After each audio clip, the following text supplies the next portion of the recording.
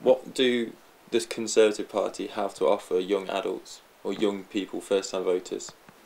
Well, the main thing they've got to offer is they're going to try and put the country's economy back on track and repay our debt, because ultimately it's the young adults in this country who are the main sufferers of what we've had over the last 13 years, because they're the ones who are going to have to end up repaying the debt, to be perfectly honest. So the sooner we get on with it, the less painful it will be. Because And we've got lots of young adults who are unemployed, can't find a job, so we've got to get the economy back working again, start getting regulation off the back of business, and stop making it so costly for businesses to employ people, which is one of the main reasons why people can't get a job, because businesses don't want to take people on because it's so expensive and hard to get rid of people who are no good. So the young adults are the future of the country. We've got loads of problems, the levels of immigration to tackle, the whole thing about the breakdown in society, the welfare dependency. These are all things that have been entrenched by this government, and it's going to fall to us, as it falls to every single Conservative government in history, to clear up the mess left behind by its Labour predecessor. I mean, every Labour government ends in exactly the same way. It runs out of money and nearly bankrupts the country, and it ends up with unemployment higher when they left than when they started. And this government is going to leave in exactly the same situation. So the main thing, for young adults, they want a government who's going to clear up the mess that we're in. You said the Labour Party are going to leave the economy in a mess. So are you fully expecting a Conservative victory come May the 6th, if that's when the election is? I mean, we've got a mountain to climb. We have got a mountain to climb.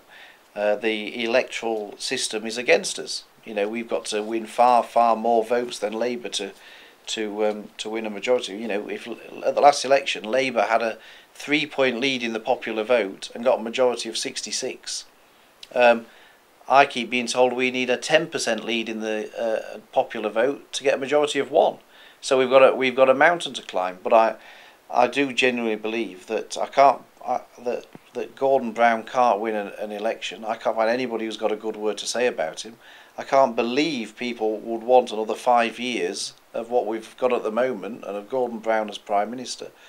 And so, having faith in the British public, I do expect a Conservative victory, but I think it will probably be tight. But yes, I do expect that. There clearly is something going wrong though, because every Sunday when the newspapers come out, there's a new poll that says that the gap between Labour and Conservatives has got narrower. There clearly is something going on. The Conservative message isn't hitting home as you'd like it to be.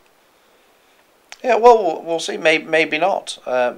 Maybe not. Nobody. I don't think any of us ever expected a walkover at the election. And I understand that when people are under the cosh, sometimes they think better the devil you know, and maybe some people think that. But I think if they did think that, they'd be making a very, very grave mistake, not just for themselves, but for the country as a whole. And I'm an optimist, and I do genuinely believe that when we get down to the nitty-gritty and people come down to make a decision about the future of the country, they'll recognise that if Labour win the election, the prospects of the effect it will have on our debt repayments and on the markets, and it will just be horrific. And I think people will stare into the abyss and think, well, no, I don't think we do want to go there, to be honest. But do you have any insight as to what it might be, as to why people aren't yet sold on the Conservatives?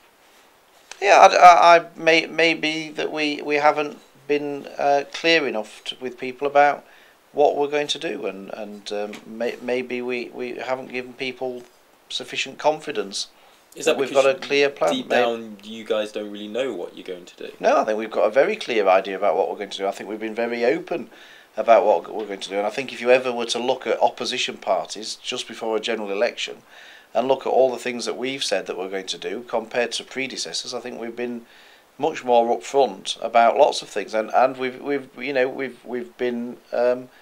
been criticised for being too honest in many cases about increasing the retirement age and having a pay freeze for people above a certain level in the public sector and things like that. Who's criticised you? Well, the people said that you were giving too much detail and we're going to scare people off. But Are these people within the Conservative Party? no, these in the members? media, when George Osborne at the Conservative conference last year announced an increase in the retirement age and a pay freeze for public sector workers above a certain level, he was criticising the media for giving out too much detail and scaring people away. So I know that we're very clear about what needs to be done and the scale of the problem and how we're going to do it. We've just got to inspire that confidence into the electorate. Maybe we haven't done that yet, but I don't lack any confidence in people's determination to tackle the problems.